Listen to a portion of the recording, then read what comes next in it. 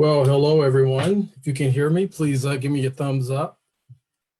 Great, great. My name is Julius Spain, President of Arlington Branch NAACP, and it's a pleasure to have you all with us today here on September 21st, 2020. This is our general meeting for the month of September.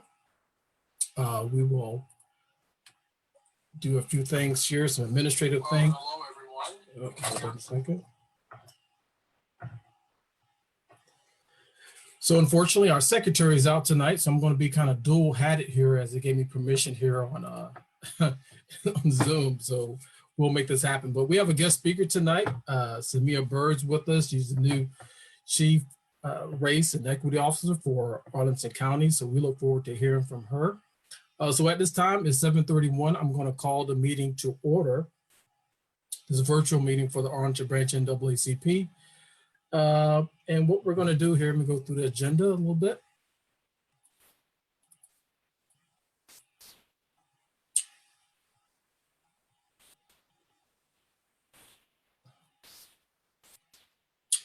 So what we're going to do here, we're going to have a brief call to order here.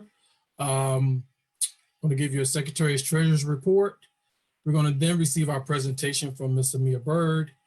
We're going to go over to our Political Action Committee and get some updates on our GOTV efforts, voter registration, candidates forum that's coming up this Saturday. We're also going to hear from our first Vice President. Hopefully he makes it. I know he was engaged with something here earlier. Get some updates on Police Practice Group. We'll talk briefly about our new membership, organizational membership that is with the Arlington Civic Federation. We're happy to be there. We will also hear from one of the co-chairs, I hope, from our Education Committee on the SROs. I was out a few weeks ago and I know there was some decisions made for a working group. So they will talk briefly about that. We will also talk about Arlington logo, the updates, where we're at with the Arlington County logo. Many of you may have seen some correspondence that went up from the Secretary, the renaming of the Lee Highway Working Group, where I'm sitting on that committee as a representative from the NAACP, along with many other outstanding community stakeholders. We're also here from our Environmental Climate Justice Committee, who's doing an outstanding job. And then we have a pilot program that we're about to start up here shortly. Candidates forms on here again, not sure why, but we'll talk about that. And then at the tail end of our meeting, we'll talk about selection of the 2020 nomination committee. And as that relates to this branch, because this is also an election year for us. So we will be having branch elections in November. Okay. See if I can go here. Secretary is not with us, but I'm going to give you a quick snapshot. You should be able to see my screen there. Where we at with membership. She's been actively engaged with membership and also reaching out to members who perhaps were inactive for a while. And we are growing. You know, those of you that have been with the branch for a number of years know that there was a point when we were hovering around 150, 200 paid members, right? We had well over 1,000 on the rolls. Many were just not paying their dues for whatever that may be. But we did some active engagement across the community, and we are up to 607 paid members. That is as of this morning. So if you look at the graph on the bottom, to your left, you'll see annual adults, which is your $30 a year, 429. We have our, some junior life, annual youth. Silver Life members have really grown. We started out, I think, around 7 or 8 that were paid. We're at 37 now, right? And what that means with the Silver Life members, those are individuals that have paid the full $750. They don't have to come back every year. I mean, they can always upgrade and go to, bronze or gold, but they are paid, fully paid Silver Life members. So they will forever be a member of the NAACP unless they send something in and say, hey, we no longer be a part. I doubt that happened. We have 38 Silver Life subscribing members. That's $75 a year for a couple of years. And once they get to the $750, that's outstanding. We have a couple of Bronze Life, 2 Gold Life, and some Life members and some organizational members that are paid up. So Secretary Keisha Kinley has been doing an outstanding job. I know we perhaps have been inundating your email inbox we're trying to evolve, right, a little bit with a number of emails and MailChimp things, but all of that's relative. We hope that you just find time to sometimes just open up what we send you, because we hope everything we do send you, of course, is relevant. At least that's our intent, to make it relevant. All right, I'm going to move on to the next screen. That's the presentation from our secretary. Let me see here. All right, so we had an executive committee meeting this past Saturday. Your elected members, which includes the president, vice president, executive director, secretary, assistant secretary, assistant treasurer, three at-large members of the committee. The treasurer gave his report for the month of August. So as of August 31st, our balance, your balance, not our balance, in the account, both accounts, comes up to $7,170. And I think that's 16 cents. All right. If you have questions about our finances, or you just want to know more, feel free to reach out to us. You have our email. Each member is entitled to, of course, see the reports. We don't put this out there, especially if we're going, Facebook Live and all that. But each member, if you'd like a copy of that report, feel free to reach out to the secretary, and we'll make sure we will get one to you. Okay, next. All right, I'm going to stop the screen share in a second, but Ms. Samia Bird, I believe, is on the line, and each of one of you that are on the call today should have the ability to unmute yourself. But, Samia Bird and I, we've spoke a couple times over, the past year, at least, even before she took on this role. We communicated sparingly. But in July 2020, the county manager, as it states here in our flyer, appointed her as the Chief Race and Equity Officer of Arlington County. Now, we don't have a PowerPoint presentation for you tonight. She gave an outstanding presentation at the recess meeting before at the county board this past week. And, she doesn't have a lot of people on her team right now. We're hopeful that it will grow and get larger. But I asked her to come on tonight and just speak with us briefly, entertain any questions you may have about her role, what she is working on right now, and hope to achieve here in the near future. Anytime when you're kind of refining and defining current roles and rules and responsibilities, it can be challenging, but I have the utmost confidence in her ability. So does County Manager Mark Schwartz, all the members of the county board, and we as Arlingtonians. I know we're going to be here to support her, she and her team, as they move forward. So I'm going to stop screen share. Samia, ¿dónde está? Hi, how are you? Oh, here we go. All right. All right. So just a little ground rules for everybody that likes to mess around on Facebook Live. Let's keep ourselves mute. I'm going to turn this over to Samia. Samia, you will have 10 minutes or so, 15 minutes to give your verbal presentation. And then we're going to, if you have questions, anyone, during the presentation, put them in the chat box. We'll do our best to, and Samia, I think you'll be able to see those as well. But without any further ado, I'm going to turn it over to Samia Bird. Welcome in your new role, and the floor is yours. Thank you. Good evening, everyone. And I'm really excited to be here with you today. And I'm excited about the work that you all continue to do here in Arlington to make advancement in the areas of race and social justice. So I just want to share a little bit with you about my background and my personal revelations about the new role and how I intend to approach it. And then I'm looking forward to conversing with you all. So I started with the county in 2007, so it's been about 13 and a half years. And I served 10 of those years as a principal planner in our Department of Community Planning, Housing, and Development. And I was leading and coordinating our site plan review process. I'm a city planner by education with many years spent working in the areas of housing and community and economic development as a government contractor and in the nonprofit sector, as well as the private sector. My upbringing is grounded in public service and leadership, and my passion and reason for being a planner and taking the career path that I've been traveling has been to build bridges and bridge the gap for people of color and women wherever I have been or am privileged to go.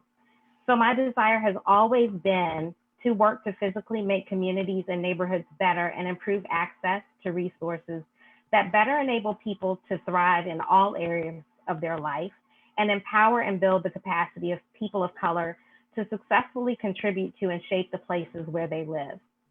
So although serving as a deputy county manager, I was focused on land use and planning and development for primarily the past 3 years. For upwards of 2 of those years, I've been working to advance equity within the organization. And it started to some degree with a conversation I had with the county manager, where I mentioned to him that I was the only person in a senior leadership position in his office that looked like me. So Chief Race and Equity Officer, that title alone would make you to believe that I am the authority and the expert on race and equity.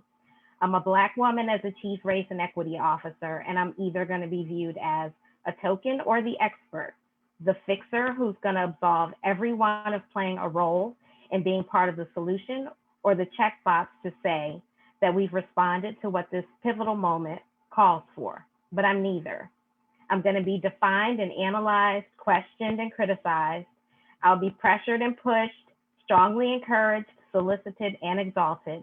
But I approach this role knowing all of this, that it will be hard and incremental, and it will be lonely at times, compelling, and at times messy and ugly work. How and why? Because I know who I am and why I'm here, and I'm not just the title.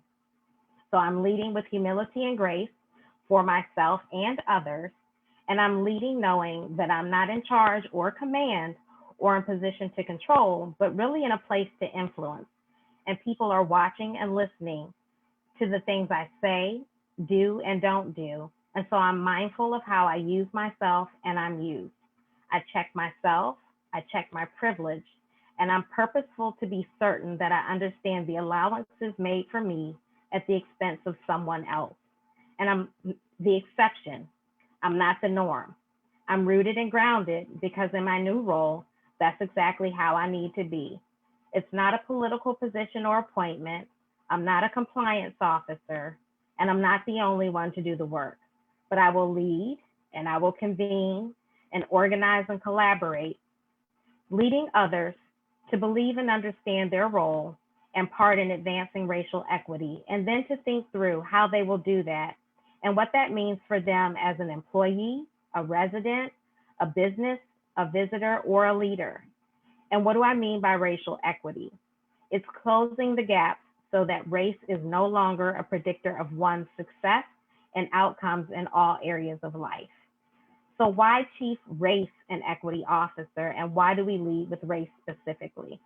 The position is focused, like I said, on racial equity, which is beyond diversity, which when we talk about diversity, we talk about quantity. So the number of different people and voices and cultures in the room. But it's also beyond inclusion, which is the quality of those voices. So how people participate and how their voices are valued. And it's even beyond equity more broadly, which is focusing on access based on need. This is somewhat unique because it acknowledges that there are systems in place rooted and embedded in our institutions and culture that result in racialized outcomes and disparities based on race. Race, as we know, is a predictor of outcome of one's success, whether we're talking about wealth, education, health, housing, criminal justice, social status, geographic location, and it's pretty much as a result of systemic and institutional racism. So that's where we have to begin. Issues related to race and centuries of racism are the root of the structure of our institutions, in particular government, when we're talking about policies and economics that this country and government were founded on. Issues of race are pervasive, and we have historically never wanted to talk about race, let alone name racism. It's always the elephant in the room, and it's hard and it's uncomfortable. Being specific, however, matters. Race matters. And this is not to say that the focus on race does not recognize the need for intersectional analysis, but we are race explicit, but that doesn't mean we're race exclusive. So focusing on targeting efforts on race with the goal of producing solutions that will improve outcomes for success for everyone, which is targeted universalism. So building on a framework of a racial equity plan that's based on GARE, the Government Alliance on Race and Equity, who we've been working with their theory of change, and also the County Board's 2019 Equity Resolution, there are four main goals that I'm focusing on in my work.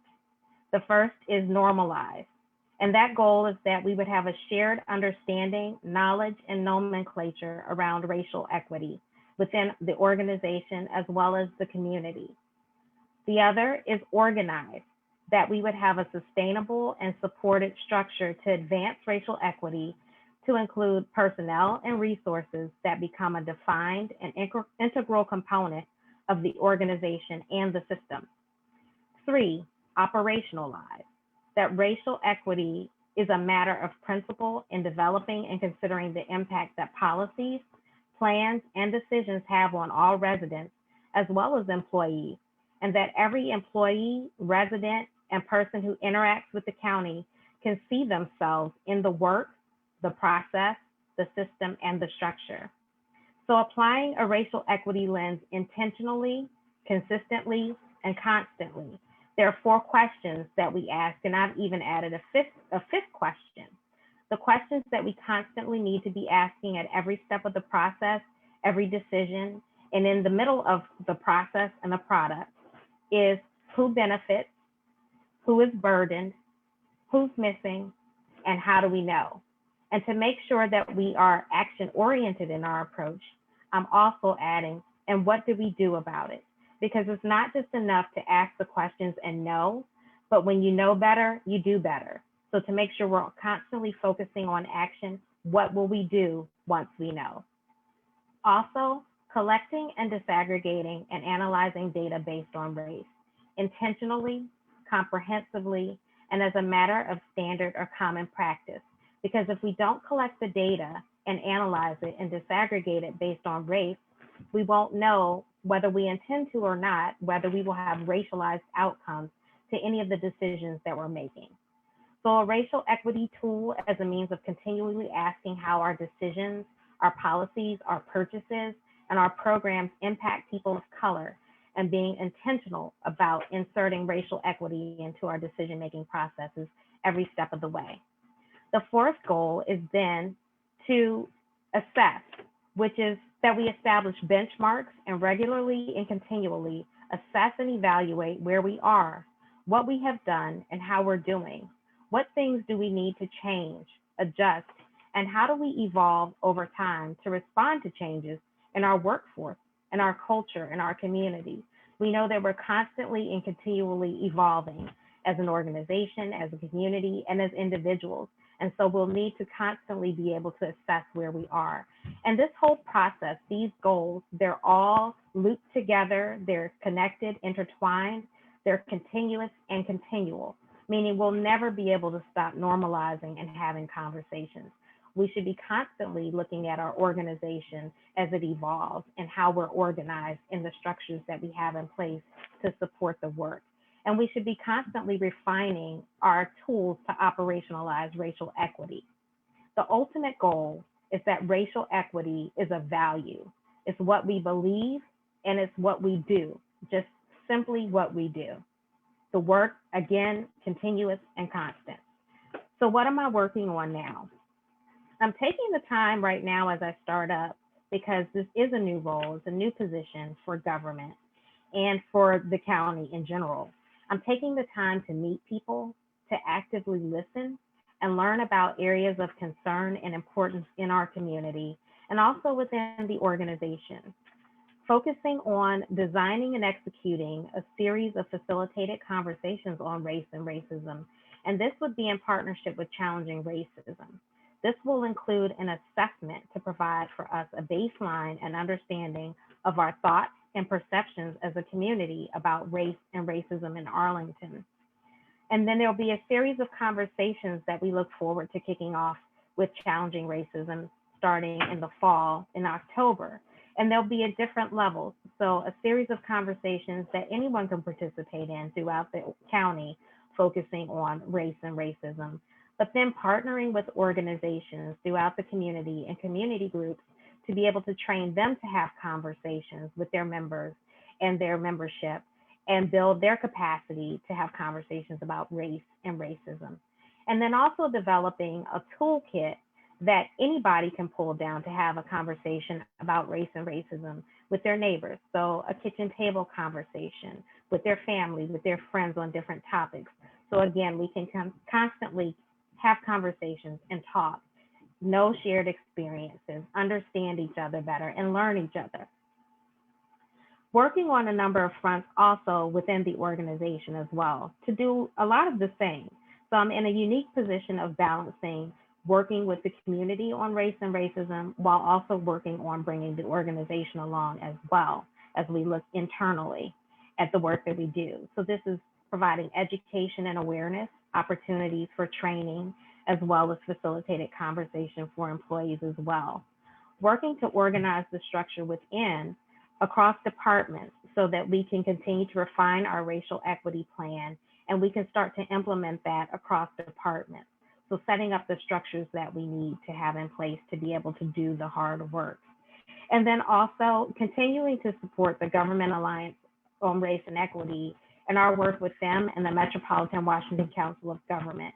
We have 13 people across the county within our organization, 10 within the county, and then 3 within the Arlington Public School System that are a team that have participated in a 10-month learning program with the Metropolitan Washington Council of Governments on how we advance race in government. So we'll be continuing to work with them as they have an implementation cohort going forward this fall that takes a deeper dive on issues of importance to jurisdictions that are participating around race and racism. But then also they'll be starting another new learning cohort, hopefully when we can interact and become more in person as we move through the pandemic. So really taking the time now as I start up to build and establish relationships and partnerships and network, hearing a lot from people in the community and community groups, commissions and boards who want to have education, training, awareness, and understand what they can do within their organizations and their spheres of influence to advance race and equity. And to that I say talk, educate, listen, and learn. So I want to be clear that I'm not embarking on a project or an initiative. It is not something that we can be given a task list or to-do list to complete, or even intellectualize our way through. We must balance the urgency of the moment with the need for sustainable systemic change. This is a journey, and we want to be thoughtful about the work ahead and understand we're working to achieve sustainable culture change, behavioral and learned in terms of how we treat people, understand people and their experiences, and then become tolerant and respectful as we interact and serve. There is no immediate fix. And so I want to end with this quote that I leave everywhere I go. Racism has been a matter of urgency for more than 400 years. It won't be solved because in this moment we are acutely aware, but because we are chronically persistent and persevere in our approach to dismantle it at its root, no matter how tiring or uncomfortable. Thank you. Well, thank you, Ms. Bird, for an outstanding presentation. We have a few questions, of course, in the chat box, and that is great. The way we're going to work the chat box is, so Samia, I know you perhaps can look over there in the chat box. There's a question that came up about, will you develop a working plan addressing equity for individuals with disabilities? And there's a couple more questions. For the viewers, what we plan to do is we'll take these questions that are in the chat box, we'll compile them, we will give them to Ms. Bird. I know we're meeting with her tomorrow as well, some members for the NAACP. And then what we'll do is we'll send her answers back out as soon as possible. But Ms. Bird, you mind tackling that first one there? Will you be developing a working plan addressing equity for individuals with disabilities? Maybe too early to say so, but can you answer that one? So I hope to be able to better understand where some of those intersections are. So when we talk about race being the root of everything, I'm very much aware that there are areas that intersect with race beyond that. And so what I want to be able to do is build partnerships and relationships to understand what the needs are and how we can begin to work together and collaborate in those spaces of intersection. So I hope to be able to build on that once I understand and learn more about where the needs are and the intersections and who the partners may be that we can work with to establish plans like that. Okay, great, thank you. I'm going to jump to this question, came from Ms. Pennock. Do you have a plan for diversity training for Arlington County government employees? So I'm going to be working with, and I have been working with our office of, with our human resources team. We do have training programs in place, but what we're looking at is how we can build on those and expand them and maybe look at them again as they intersect with race and equity. So yes, we are working on making sure that we can have training opportunities for all of our employees and staff. Great. Deborah asks, would you mind sharing your written remarks with the NAACP so we can share them with all attendees tonight? Absolutely, I'd be happy to do that. Thank you. It's another question here. Ms. Bird, this is from Kathleen McSweeney. I'm wondering that since you have a counterpart in APS, Mr. Aaron Gregory, how might you consulting and coordinating with one another to benefit our community as a whole? That is definitely, yeah, you get it. I was just reading here. Yeah. That is actually definitely something that Aaron and I have been talking about.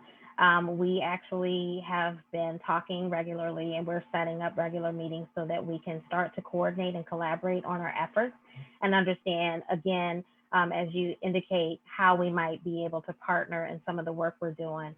I know that Fairfax County has a model that they've employed for their work with race and equity where they have a One Fairfax. So it's not just the government side and just the county side separately, but they've worked together.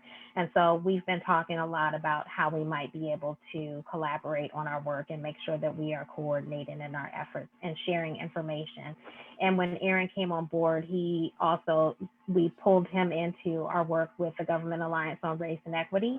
So he's actually on our cohort that is moving forward now. And so we're happy to be able to have him as part of our team. Great. Can you talk briefly about your team? I know during the introduction, I don't think there's many people on your team. Can you talk, so what is your team, who's on your team right now? And I know you're probably gonna grow a little bit, but what do you envision there? So currently I am a team of one. We have to do better than that. We have to get you some people.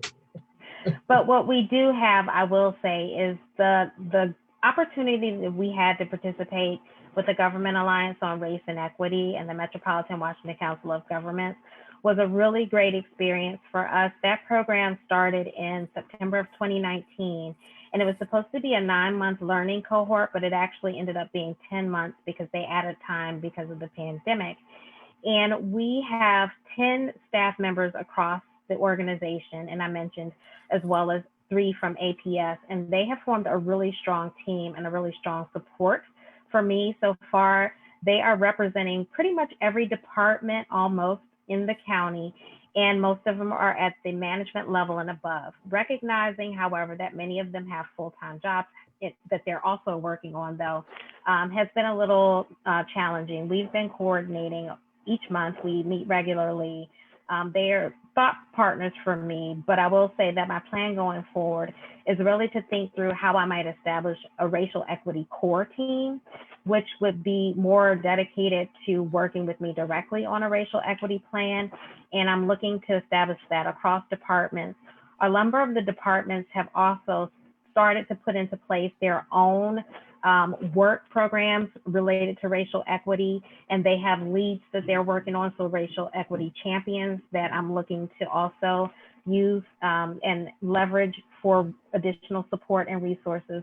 The ultimate goal, I think it would be great to have data analysts on board as well as a program manager on board to support me with my work.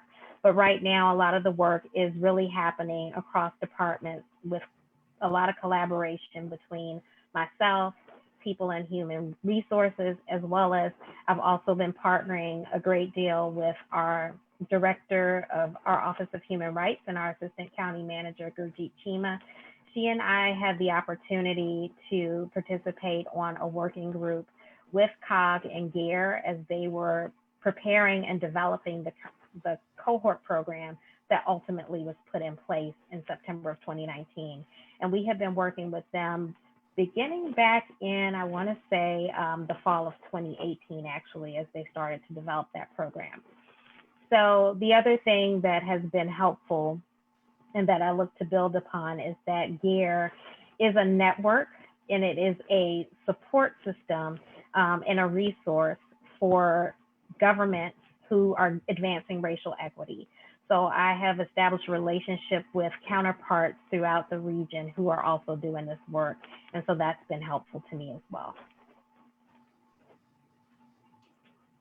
Okay. Well, Ms. Byrd, I think we've used all of our time. We really thank you, the Arlington Branch NAACP, and all of our members on you coming out tonight to spend a few moments with us.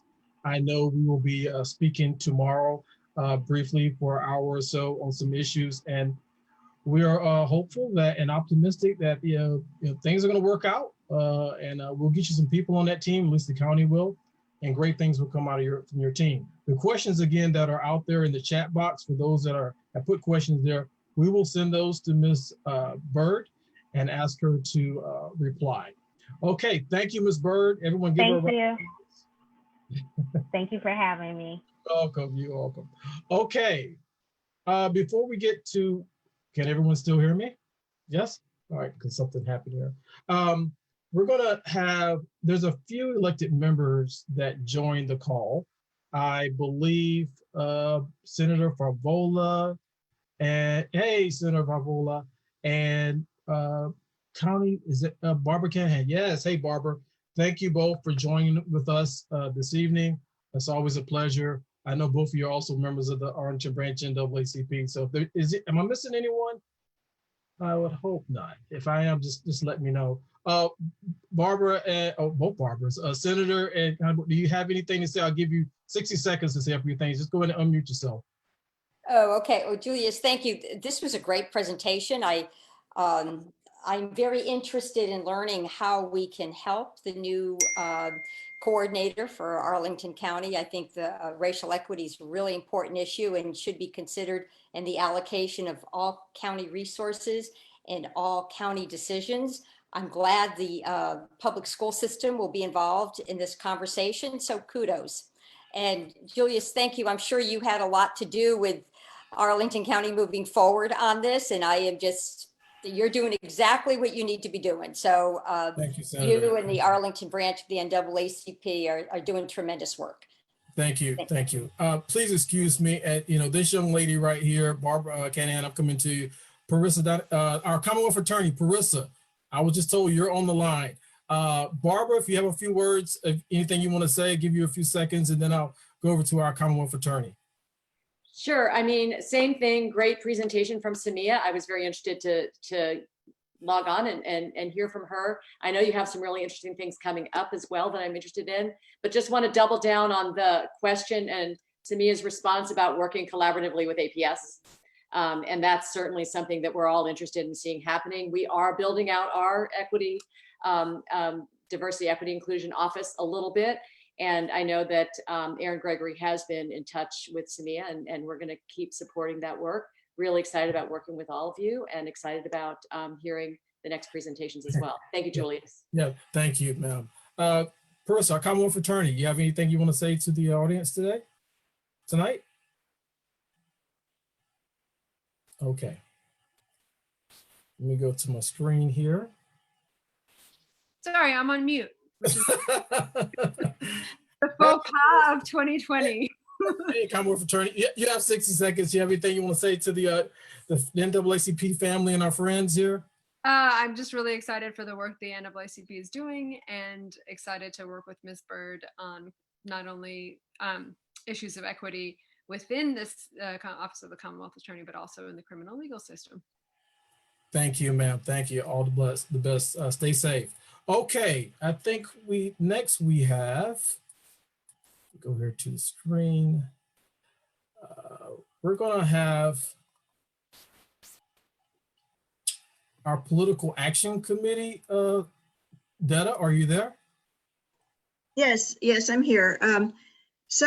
Well, I just want to, the theme of this is that volunteers matter. because we have had a lot of new volunteers over the last little while, and they've been making a huge difference. So in the voter registration / education department, we've had about 27 events, voter registration events. We have over 60 new voter registrations. The new volunteers are making a huge difference. I particularly want to thank Jan Marie Pena, who has taken over some of the administrative parts of this program. So that's great. We have a candidates forum coming up, and co-sponsored with the League of Women Voters. It's on September 26th. This was done completely by a new volunteer, Cassie Daffin, who did all of the work on that, on getting this set up. We're going to have 3 main topics: education, criminal justice, and housing. And that will be at 1 o'clock on the 26th. And just want to put in a plug, after the forum, Arlington for Justice is having a bike ride from 3 o'clock on, and from Drew to the courthouse area. And then we have legislation. So we have 2 great volunteers working on legislation. One is Jamie Abrams, the other one is Katya Gilbo. And, you know, I think Barbara might be much better at, Barbara Favola might be better at doing this, but I just want to highlight one particular bill, which is SB 5030, which rolled up a bunch of other bills on the Senate side. And we are waiting for direction from the state NAACP to try to figure out how the House might want, you know, we might want to take some of the House provisions and tweak that a little bit. But it has a lot in it, including prohibiting no-knock warrants, prohibiting hiring of officers fired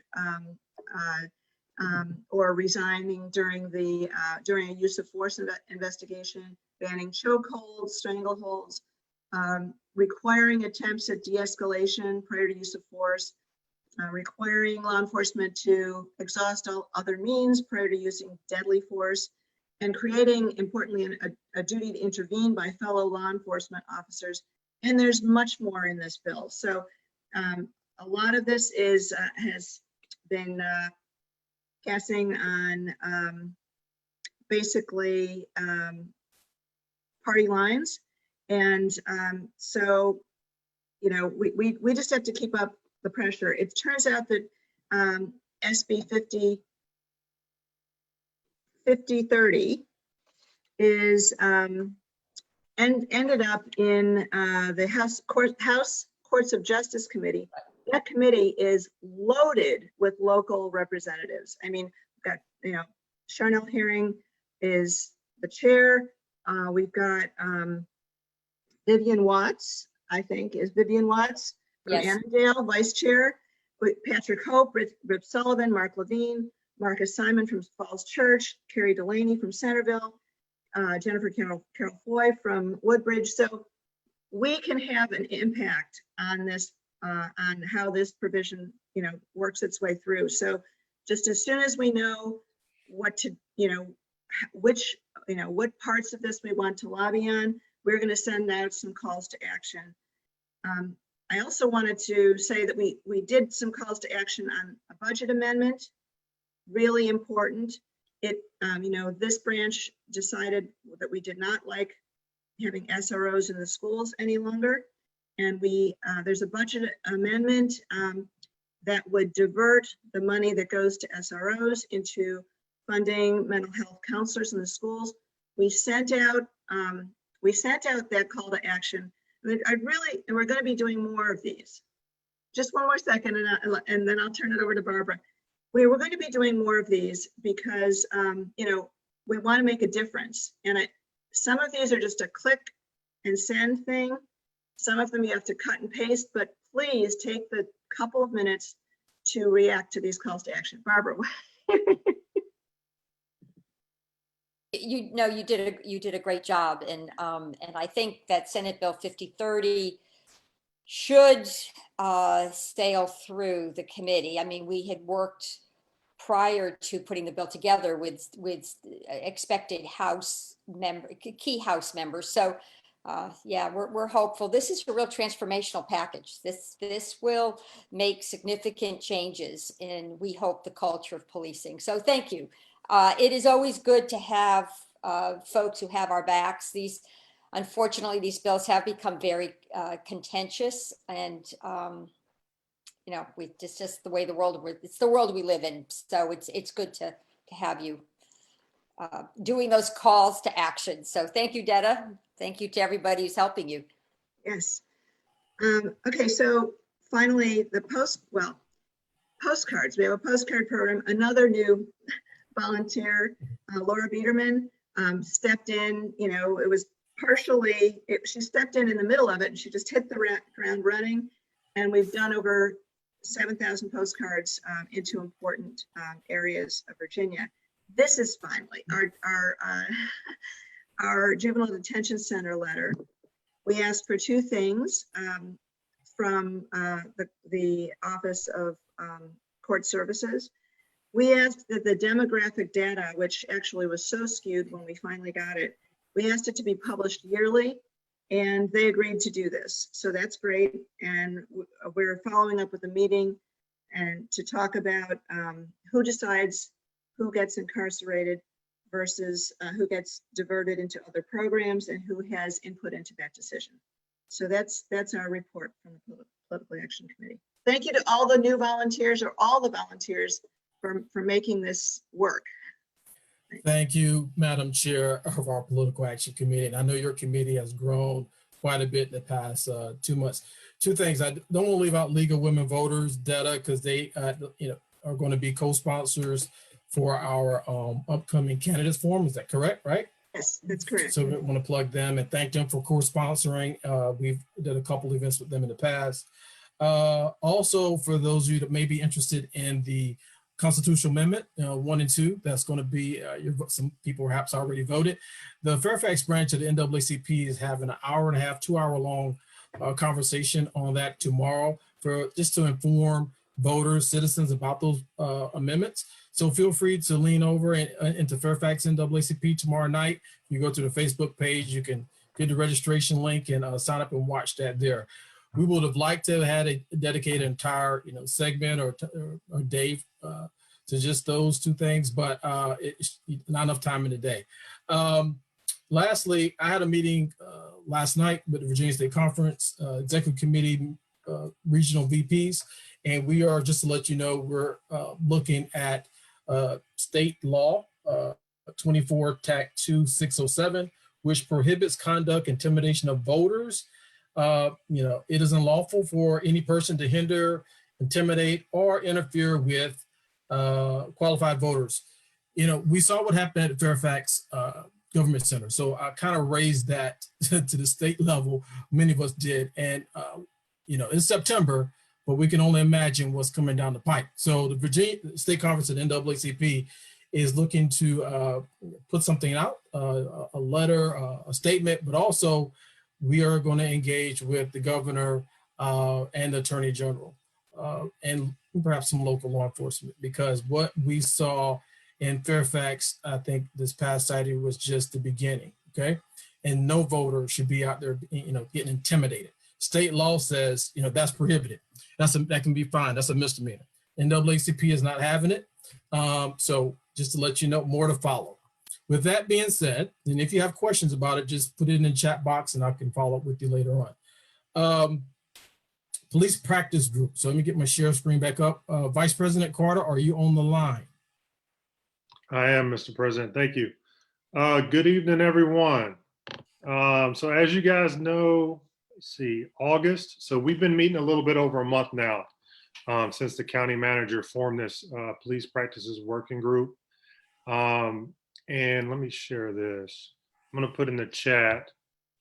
Here's the link to the county website that has most of the information on the group, as well as the email address where you can send in your questions to the group. This is very important. So this is questions and concerns from the community regarding the issues that the police practices group is taking up, as well as the upcoming dates for the public meetings that we're going to be having.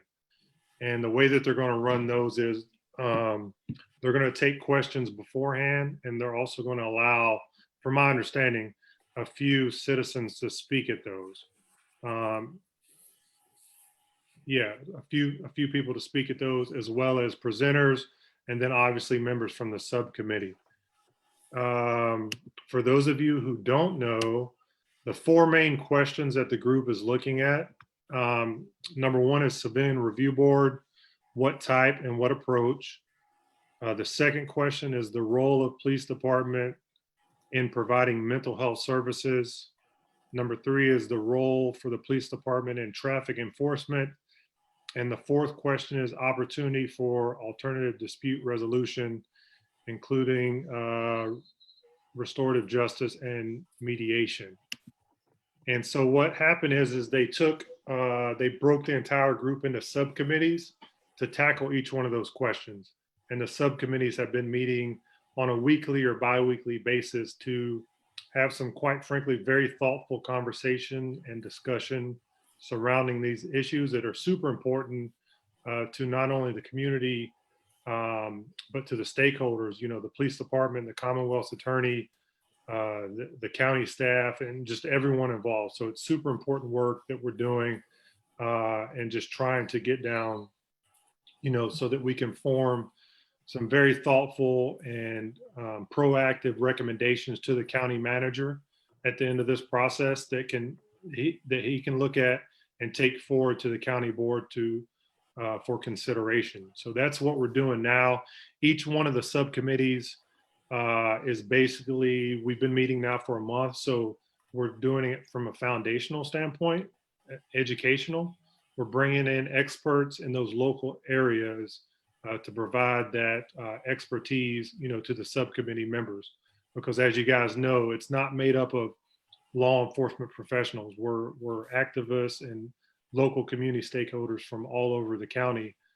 So it's very important that we have that educational foundation so that we can make some, you know, reasonable and good recommendations that will benefit our community at the end of the day. So with that being said, I would encourage each of you to get onto the website. I think the mental health and policing subcommittee met live today. That video is available to stream. So take a look at that video and get involved in the rest of those dates. Send your questions into the board, the PPG board, as well as email, you know, and volunteer to help out, you know, at one of those public meetings if needed. So just, you know, grateful and thankful for the opportunity to participate in this board, and, you know, glad to have people like our Commonwealth's attorney and the rest of the county staff that are, you know, helping out behind the scenes to make sure that, you know, we get these, you know, experts that come in and we're able to look at these super important issues, as we know, and be on the front end and be proactive, you know, from the county standpoint. Mr. President, I yield my time. Barring any questions.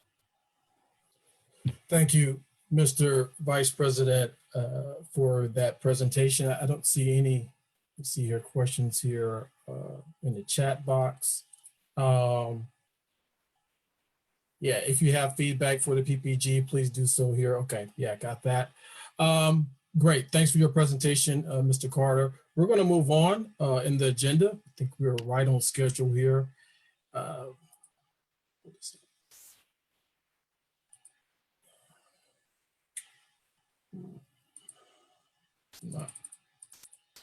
not. So just real quick, Arlington County Civic Federation, it's been many years. In fact, we could not find any documents to show when was the last time Arlington Branch NAACP was a member of our Arlington County Civic Federation. But what we do appreciate, I more importantly appreciate, is the hard work over the years and the number of people that are involved in processes related to the Civic Federation. So Civic Federation entertained our membership as an organization.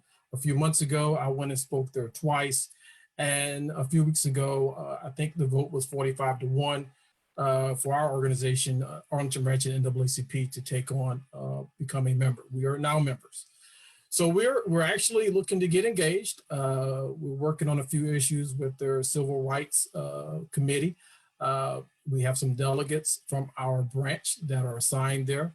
We're just starting out, more to follow, but I'm excited about the possibilities of our partnership, not just with the Arlington County Civic Federation, but other key community stakeholders here in Arlington. So more to follow, stay tuned.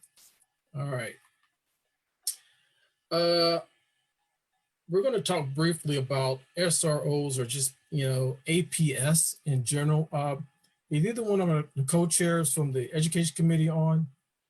Cherie or Simone? Yes, I'm here. Hi, Okay, everyone. where you're at here. Okay, go ahead.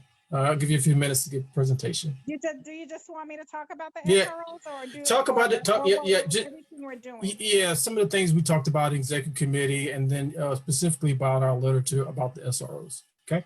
Oh, okay. So I think a couple weeks back, we sent a joint letter to the school board and to APS that was signed on by Black Parents of Arlington, and also La Colectiva signed on as well, requesting that they remove SROs from our schools and replace them with mental health counselors, more mental health professionals to help our students. So that's published on the NAACP website. It's public. We made that letter public, and like I said, it's a joint effort. We also filed a FOIA request because we learned from the working group that APS had last week, or I think it was maybe a week before, on SROs, that they've been in APS since 1969. And it wasn't until 2014 that there was an MOU in place establishing the parameters for that program. So we're waiting. We submitted a FOIA request just to get some historical data on the reasons or the rationale, or trying to figure out, the history behind having those SROs in our schools. 1969 was around the time of integration. And so it's just interesting timing, but we're waiting to hear back on that request. Just a few other things. So we went over our strategic plan for the year for the Education Committee.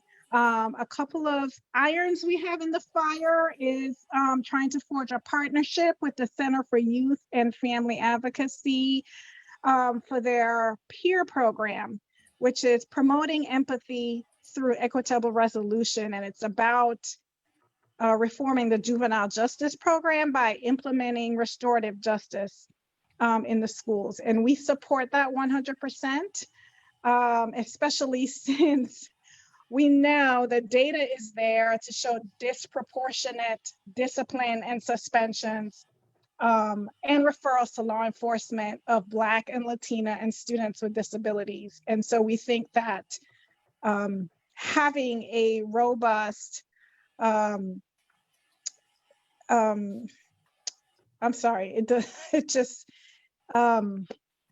dispute resolution process, restorative justice, thank you, will help to ameliorate those disparities that we have. Another partnership that we are trying to forge is with an organization.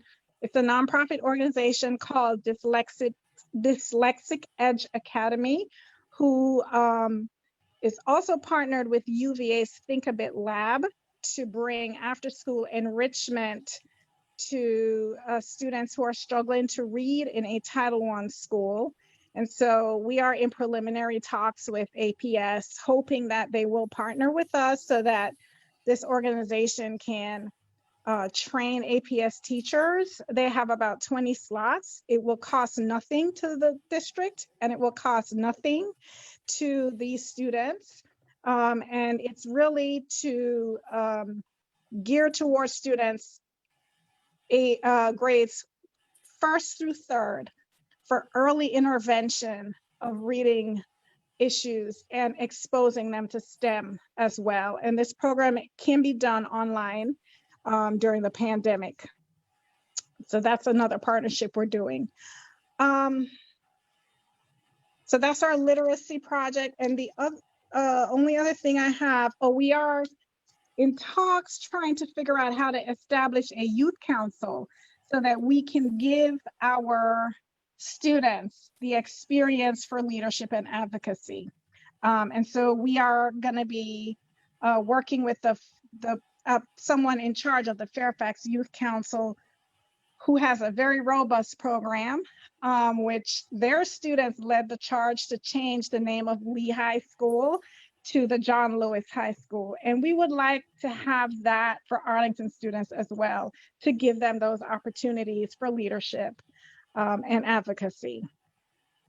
And we're also seeking to have members of our committee fill various positions on the ACTL, which is the Advisory Committee for Teaching and Learning, so that we do have ears into the different curriculum issues within APS.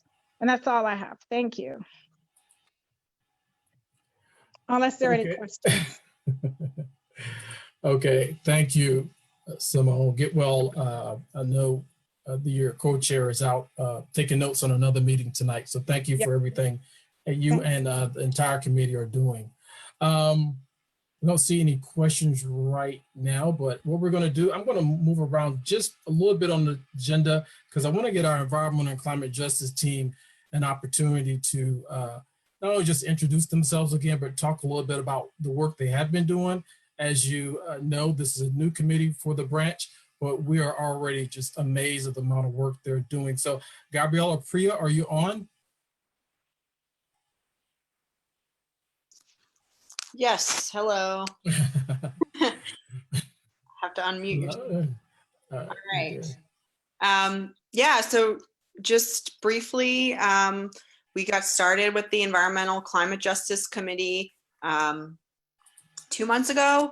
So we're very excited. There's about 5 or 6 people on our committee, and we already had someone sort of take the reins to do this bird walk through the NAACP.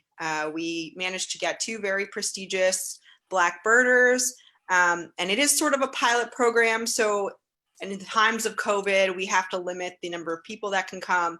So we've actually decided to try and reach out to certain student groups to try to reach out to those people who may not normally be able to access this kind of event, to just see an initial like startup, who's interested, what's going on, can we make this sustainable, how can we repeat this process so that more people can access it, and that's going to be happening on October 3rd. So we're very excited about that. We are also sort of getting to know the lay of the land as far as the environmental world. In Arlington, we've met with a lot of great organizations throughout Arlington and are pinpointing certain potential concerns, issues, things that we may want to pursue and comment on. So that we had our second meeting yesterday. So that's what happened yesterday.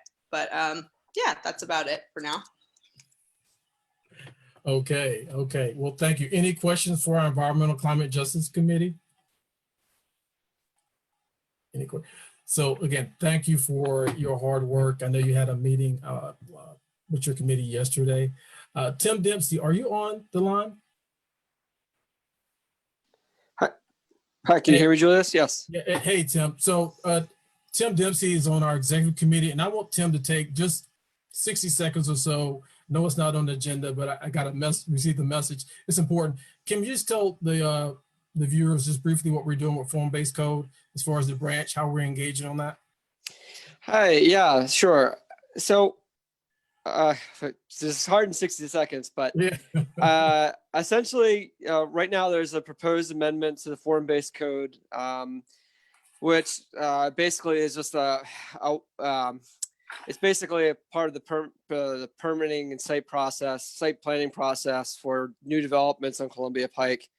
So there's an amendment to change it in a way that will affect whether if there's new development that's going to include condos.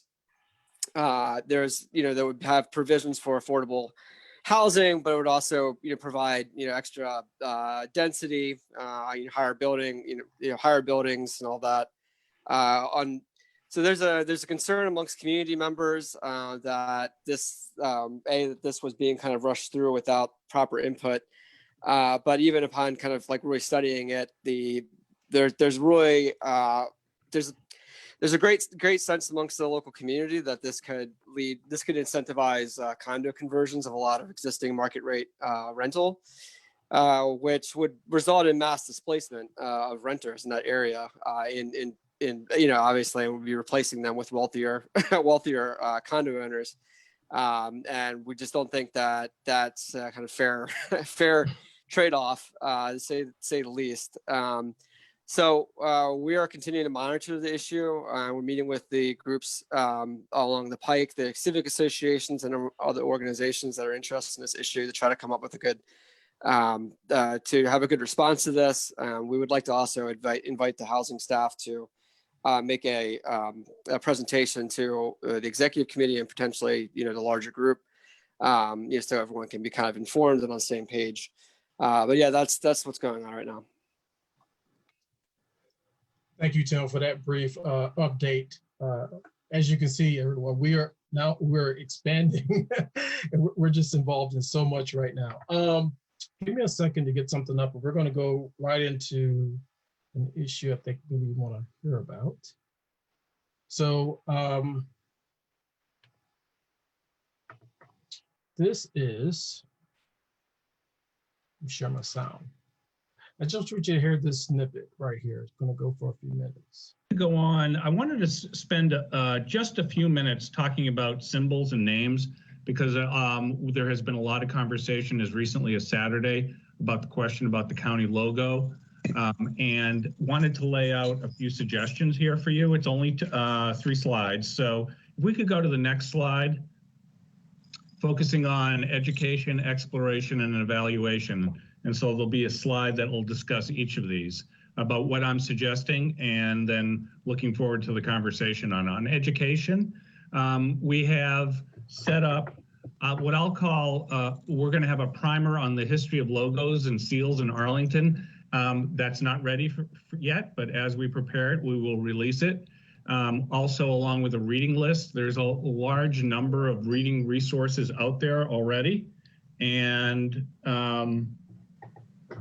okay, hold on one second. Yep. And then 2 weeks from today, we're going to have a presentation that's been delayed since March you can see the logo in the upper right-hand corner on the 100-year anniversary of the naming of Arlington, looking both ways.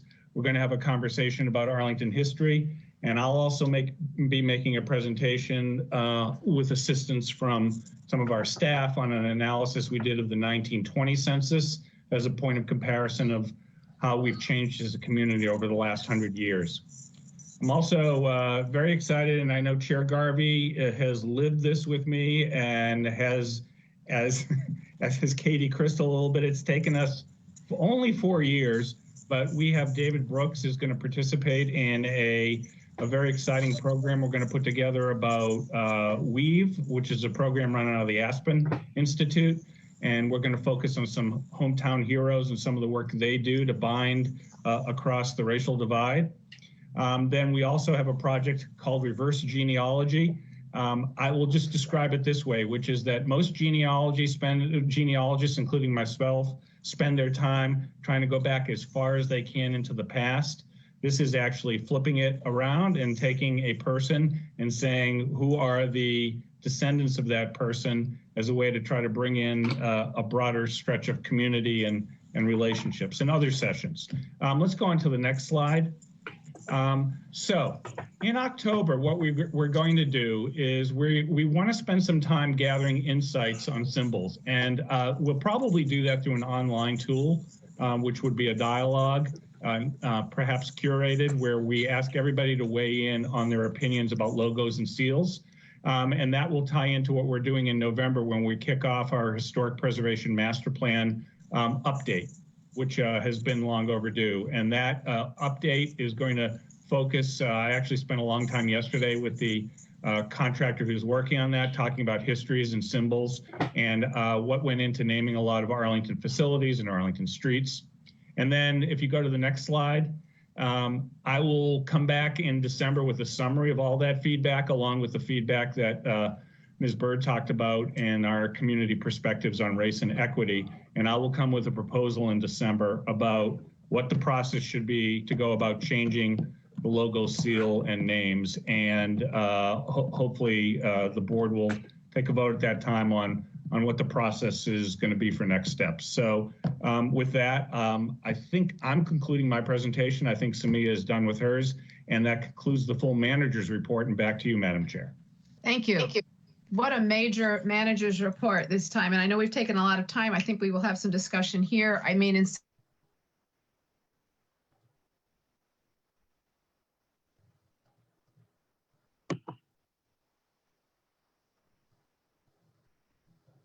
Okay. So here I am. Get back to me. Everyone can hear me? Thumbs up. That was just a snippet, okay, of some of the things that I've been engaged in on behalf of the branch as it relates to the Arlington County logo. There's more to that conversation. I would encourage you to read it, review it. There's also a county board hearing that you should listen to. There were countless emails, not just from the NAACP, and calls for the Arlington County logo, which depicts the symbol in our logo, our flag, depicts that of a slave plantation. Now, I'm going to be fully transparent with you. I've been in Arlington 11 years. I didn't know what it was when I first got here. Didn't research it. But it didn't take me long, right? Until citizens like Dr. Emma Viola Sanchez, Ms. Carolyn Kane, and a few others came to the branch, and some of the leadership and was saying, you know, this is not the first time we brought this up, but it's like falling on deaf ear. So we took it upon ourselves as a branch of the NAACP to engage our leadership and ask the hard questions. Initially, start off with, you know, what do you think about it? And we got replies, and we sent in emails, and we went to, you know, key stakeholders in the community, seeking their advice, their counsel, their wisdom, and, you know, we sent that in.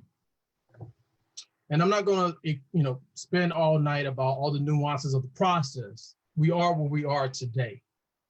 Those of you that have been following this know that the county has put out a letter. We saw the manager's report, and something's going to happen. I guess you know, a proposal now for next steps is going to come in December. That, you know, I'm here to tell you tonight, all the members, our proposal is not retiring the flag. That's what we want. That's what the NAACP wants. Okay, all the other things that go along with this, looking at both roads, buildings, setting in some policies, because we didn't have that initially. I got it. We understand that. But, and I'll be quite honest with you, you know, some of the things I heard, what people thought it was, I was shocked. And these are people of our leadership. Didn't know, have any idea. We're glad we moved the needle a little bit. There's more to do, of course. And I'm going to be sitting with or meeting with some stakeholders, some people in the community here in a few days to talk about our next steps, not just as the branch, but as a community, and how the NAACP plays a part in that. We had the family historian of the Syphax family give a presentation at the county board. They believe it should be removed. We had the NAACP said, you know what, it needs to be retired. We had countless people, citizens, write in and say it needs to be retired. And we're gonna have to wait till December, I guess. You know, again, this is not a time for me to vet and just, but that's not good enough for them. That's not good enough for the NAACP right now. We'll work with the county, we'll work with our leadership, but it needs to be retired. That's what the people ask for. That's what we need to be done.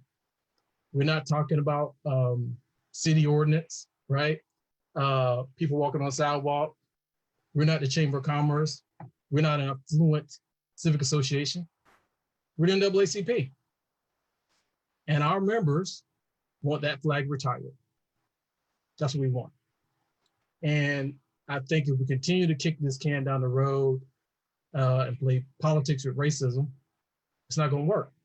So I'm hopeful that, you know, the county manager, the board members, we'll all work together and have good conversations. But anything less than retiring before December, I don't think it's going to fare well. We don't want the NAACP. I love Arlington. It's been my home for 11 years. It's a great place. Should be a beacon of light on a city, a beacon of light on the hill for other cities and municipalities to inspire and be like. But right now, if we can't tackle this simple issue of a flag and a logo, we got a lot of work to do. We got a lot of work to do, in my opinion. But I'm open to conversation. We're going to move forward on this. On the agenda, we have the renaming of the Lee Highway Working Group, which I'm a part of, under the leadership of Mr. Matthew Weinstein. That's it, Weinstein, great guy. We just met. We're going to have a couple meetings. And so we're looking at renaming that as a community. And I think that's going to be an outstanding working group. I was on the first call a few days ago. So more to follow on that.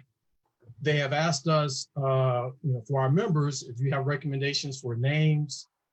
I think we shared the link to the Lee Highway Alliance website, the process. But if you have recommendations, we've already received some. Send them in to us. We'll compile them all. And when I go before the working group with recommendations, I'll present on behalf of the NAACP. This is not the Spain show. This is the NAACP show. So I'll take your word, your recommendations as a group to that working group when need be. So, many of you know me, that I grew up in the South, right? And I spent 7 years in Europe, 26 years in the Marine Corps. This is not what we call my first rodeo show with civil rights. My senior year in high school, boycotted my senior year of football because of some racial issues that were going on. Probably could have went to college. That didn't happen because we did the right thing. I'm hurt a little bit, right? I think perhaps some county board members or my friends, all of my friends are probably hurt perhaps by some of my tone, but this is serious. This is serious. And for those, you have Representative Don Beyer, who's now saying and putting forth legislation to rename that place, Arlington House, the Arlington National Cemetery. And I have a lot of my good friends who from combat who are buried there. I understand that. But we can't negate what happened there centuries ago when Black women were killed, raped, brutalized. Men were killed as well. Horrendous things. And to have that on our flag, now that we know, we're better than that. We can move forward and we can do so swiftly, not in mid-2021, I think. So anyways, I'm done with that. If you have questions, if you want to speak with me about that or the branch, I'm always available. I try to be fully transparent. I don't mind sharing my number. People call me all the time, 703-517-1703. I am the president of the NAACP. Feel free to call me. We can have a conversation. But, the NAACP, both at the local level, the state level, and the national level, has been fighting against symbols and hate, Confederate signs, symbols for years. And it's not about, just changing the name of a school. We got to look at all of that. I got it. And we can and we will. So it's 8:45. There's no questions. If you do have a question for me, feel free to unmute yourself. If not, I'm going to talk briefly about Elections 2020 for our branch and what that means. So, thank you, Emma.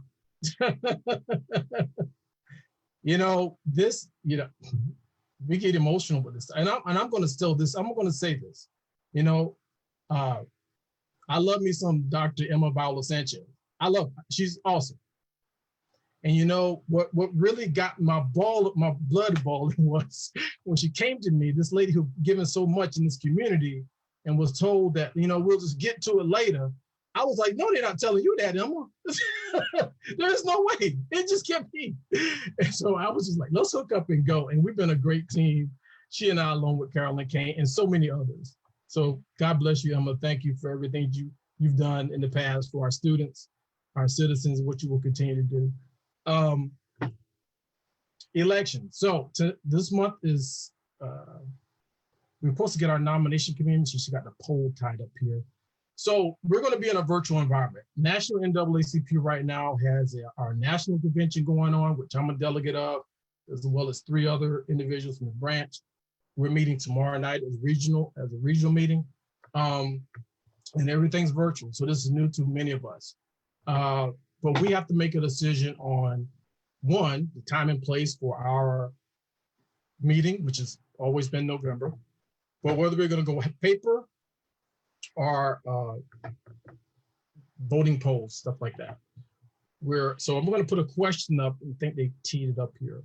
Let me see, get this poll right. This is a poll for our members. So if you're not a member, and we have a way to track this even when you vote, you're going to say either yay or nay or abstain. And then I'm going to launch the poll in a second. Branch elections for Arlington Branch will be held on Monday, November 16, 2020. All fully paid regular members will receive a serialized mail-in ballot with return postage. Ballots must be postmarked on or before November 16, 2020. I'm going to launch this poll. This is for our members. And all you have to do is vote. So again, we will be, we've always had our elections the 3rd Monday in November. This year, we're going to go with, we're not going to disenfranchise anyone. So if you're a member, as 30 days prior to, we will pull a roll and everyone will get a ballot. 37%, 44%. We'll give it a minute or so.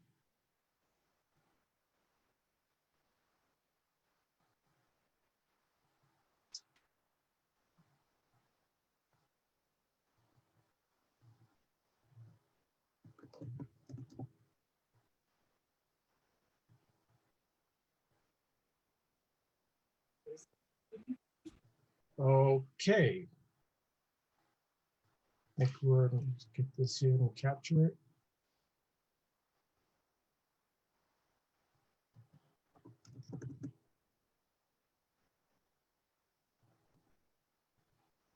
I'm going to end the polling now. Can you see it?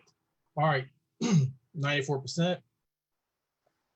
And we will be having our elections like every year, November 16th.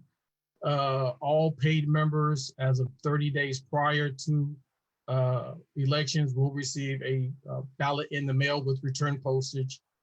They need to be postmarked before November 16th and returned. Can everyone see that? Data, if you can see that, give me a thumbs up, Data. Okay, good. All right. Our next poll is, let me see here.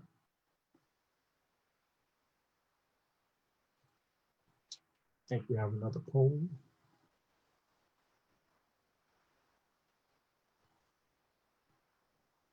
All right.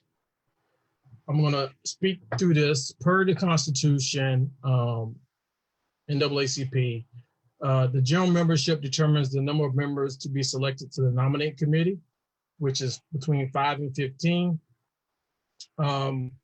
She set this up here. So 5, 10, or 15. We usually in the past have had 5, but feel free to choose 10 or 15. We're a small branch, but I'm going to put this poll out here. If you're not a member, just abstain. So what this means is 5 members from the general membership will be identified. Anybody can volunteer tonight. I'm hoping Detta will be on it as well. That I have 2 more people that's volunteered, don't worry. But let me launch this poll.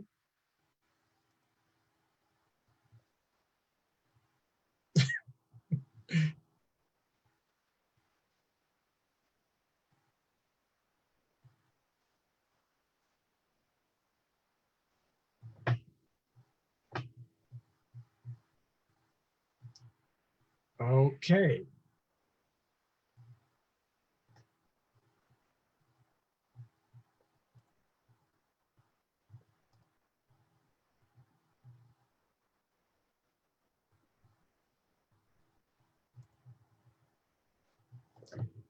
Okay, we'll have 5. We'll have 5. This here.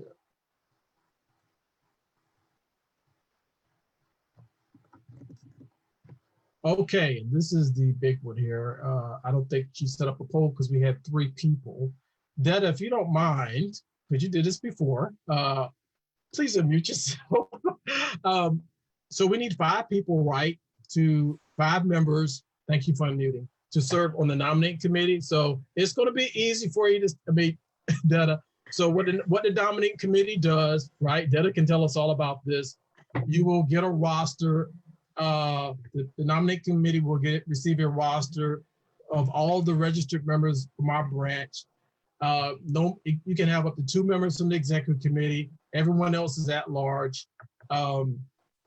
Those committee members, once we identify them tonight, will meet with the secretary at a time to be determined. Individuals that are interested in running for office in the Arlington branch of the NAACP, and those positions are president, vice president, first vice president, second vice president, treasurer, secretary, and our 3 at-large members, assistant secretary, assistant treasurer. They'll put it all out in guidance. They would have to send in their consent forms to the nominating committee. The nominating committee will validate and verify that they are in fact members, paid members of our branch. Anyone who wants to be considered, they will come back in October and report to the general membership those names that are in nomination, report those out. So Detta, I know you're writing, but I'm gonna tell you, I'm gonna give you 2 names right now that told me today they're willing to do it. Miss Izzy Tavers. Izzy, are you on the line? She may have dropped off. No, I'm here. Hi. Izzy said she will volunteer to serve on the nominating committee. She doesn't hold a position in the branch, but she's in good standing. And I believe Grace Barnhill did as well. So that's 3 that, so since we're all here today as one happy family, members of the NAACP, any volunteers to serve on the nominating committee? We need 2 more. It's not much, it's not a heavy lift. I'll do it. Matt Rogers. Look at you. Yes, Matt. Yeah. Yes. To the team. Okay. If you need another person, I'm willing to serve. Juliet, his name?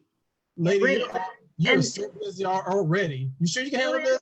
You don't want me to serve? That's Yes, fine. I do want you to serve.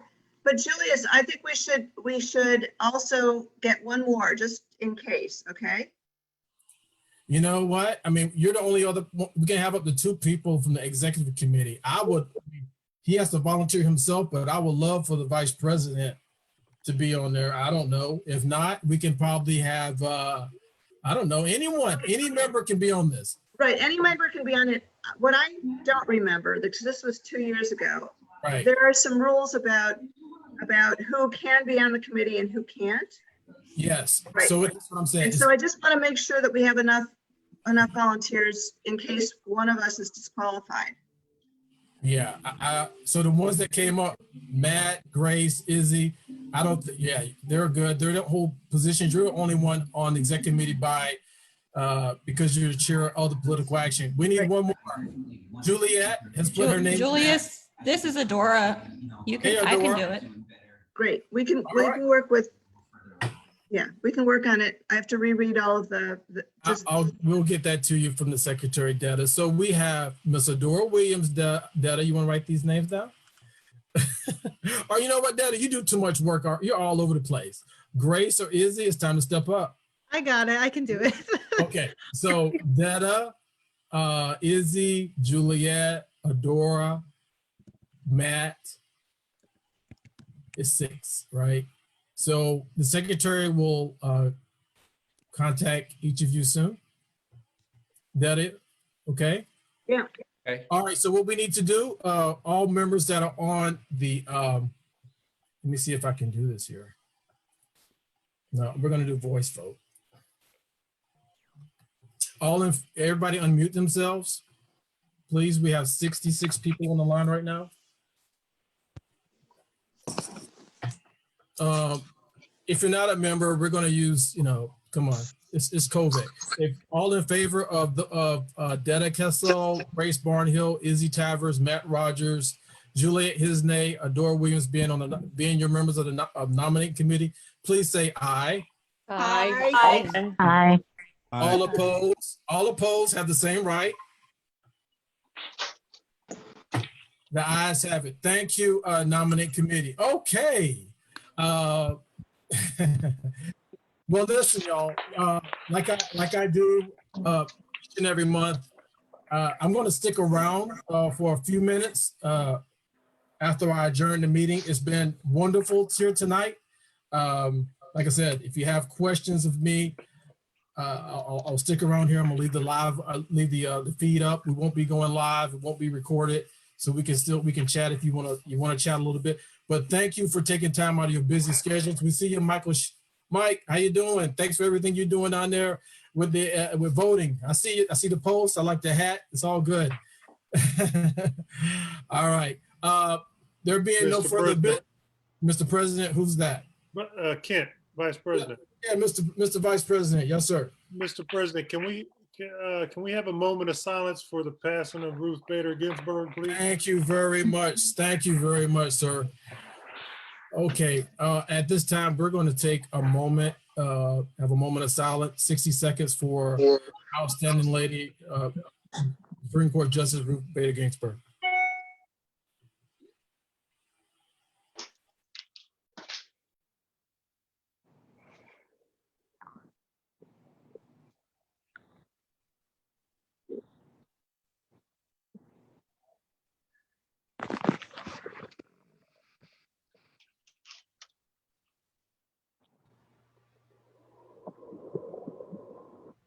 Thank you. Okay, everyone. Thank you for coming out tonight. NAACP is fighting for you, for all citizens, regardless of race, color, creed, religion. We've been around since 1909. We've been in Arlington since 1940. And guess what? We're not going anywhere. So thank you and God bless you. Stay safe. Meeting is adjourned. Thank you. Thank you, JD. Thank you. Thank you.